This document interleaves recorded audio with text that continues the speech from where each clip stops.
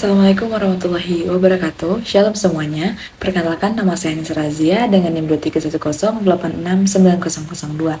Pada kesempatan kali ini, saya akan mereview materi yang sudah disampaikan oleh dosen kita, yaitu Bapak Muhammad Taufan.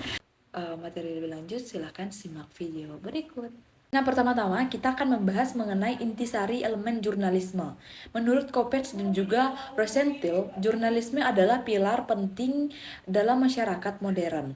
Kopets dan juga Rosenthal mengidentifikasikan elemen dasar yang harus dipahami setiap jurnalis untuk menjalankan tugas dan dengan etika dan juga integritas, yaitu yang pertama, kebenaran, di mana seorang jurnalis harus memiliki atau harus berkomitmen untuk mencari dan menyajikan fakta yang akurat. Tanpa kebenaran, kepercayaan publik terhadap media itu akan menurun dan berkurang. Dan kedua itu loyalitas kepada publik. Jurnalis harus memiliki loyalitas atau loyal kepada publik, bukan kepada pihak tertentu. Mereka juga harus melayani kepentingan masyarakat dan memberikan informasi yang relevan. Dan yang ketiga, memastikan akurasi. Akurasi itu sangat penting.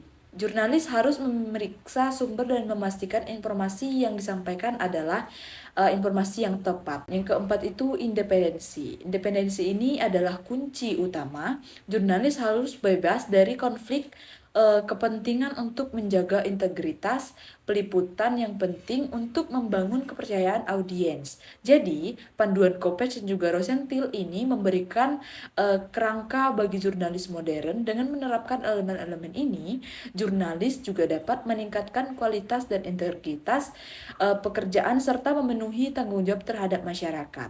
Yang kedua itu kita akan membahas mengenai intisari hukum media penyiaran. Undang-Undang Nomor 32 Tahun 2000 tentang hukum media penyiaran. Berdasarkan undang-undang ini mengatur tentang media penyiaran di Indonesia. Undang-undang ini lahir untuk mengatur dan membina media penyiaran, menciptakan kebebasan berpendapat sekaligus menjaga etika penyiaran.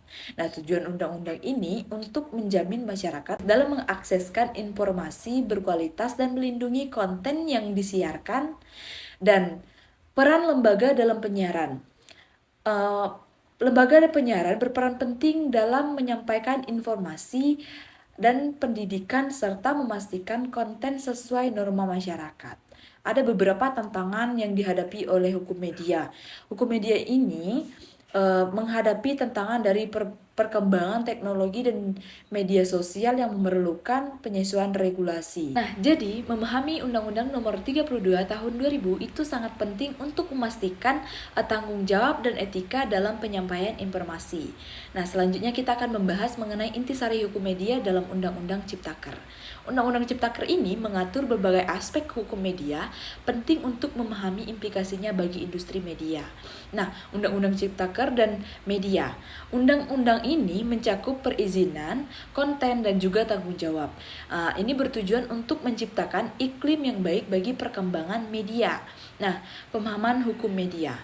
Memahami definisi dan ruang lingkup hukum media dalam Undang-Undang Ciptaker penting untuk mengetahui hak dan kewajiban pelaku media, implikasi terhadap industri. Undang-Undang Ciptaker ini memiliki implikasi signifikan serta standarisasi konten dan pengawasan yang lebih ketat.